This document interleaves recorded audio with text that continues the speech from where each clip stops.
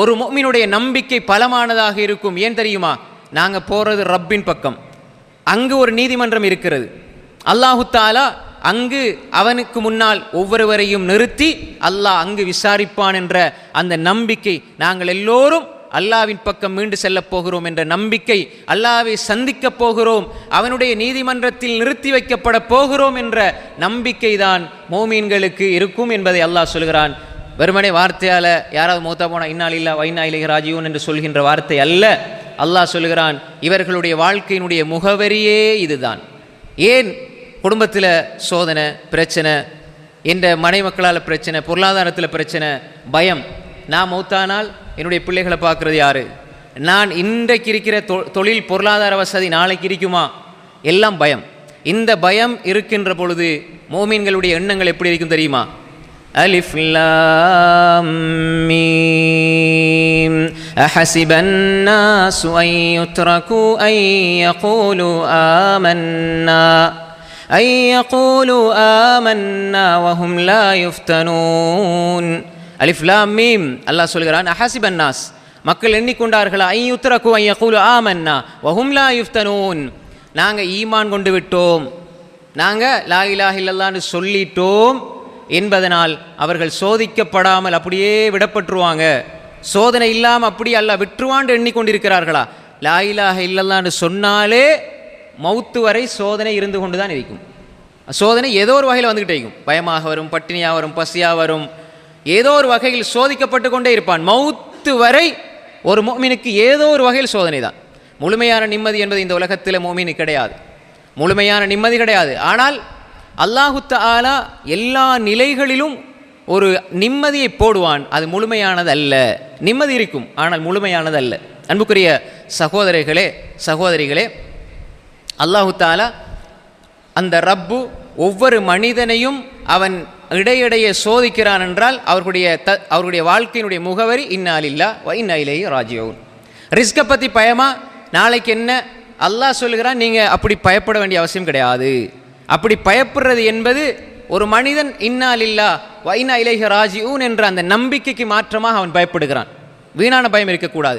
வமா மின் தாப்பத்தின் ஃபில் அர்தி இல்லா அலல்லாஹி ரிஸ்குஹா.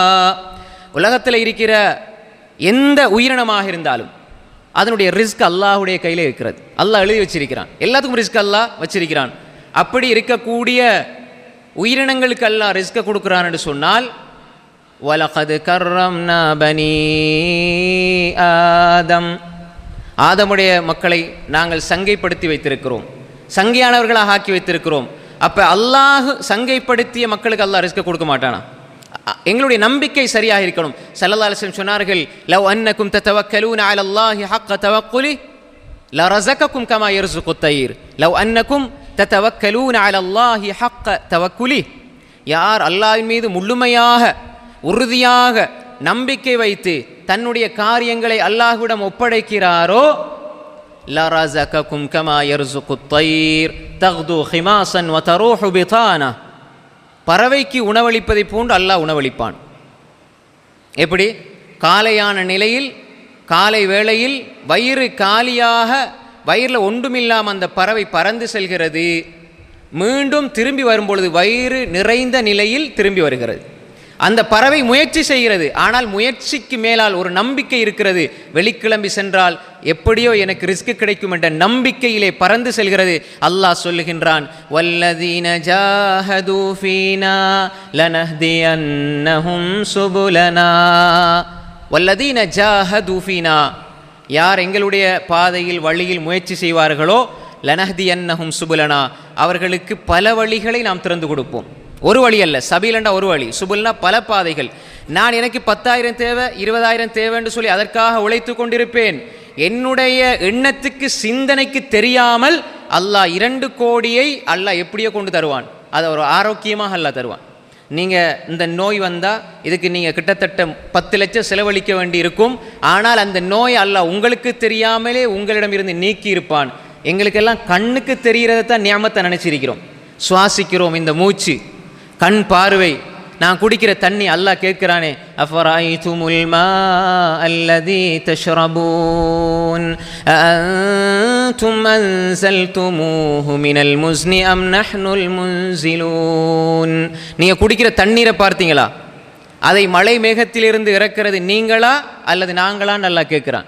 அப்ப அந்த தண்ணீர் அல்லாஹ்வுடைய எவ்வளவு பெரிய அருள். அஃபரைதும் மா தஹருஸூன் அஅன்தும் தஸ்ரஊனஹு அம் நஹ்னு ஸாரிஊன். நீங்க விளைச்சல் நிலத்தை பாருங்க. நீங்க ஒரு வித்து எடுத்து நிலத்துக்குள்ள போறீங்க, 2 நாள் கழிச்சு அப்படியே நிலத்தை பிளந்து கொண்டு ஒரு இலை வருகிறது. இந்த பயிர் பச்சைகளை முளைக்க செய்வது நீங்களா அல்லது நாங்களா? நீங்க கொண்டு போடுறீங்க நிலத்துக்குள்ள, 2 நாள் கழிச்சு அந்த மண் அப்படியே புலந்து கொண்டு வருகிறது.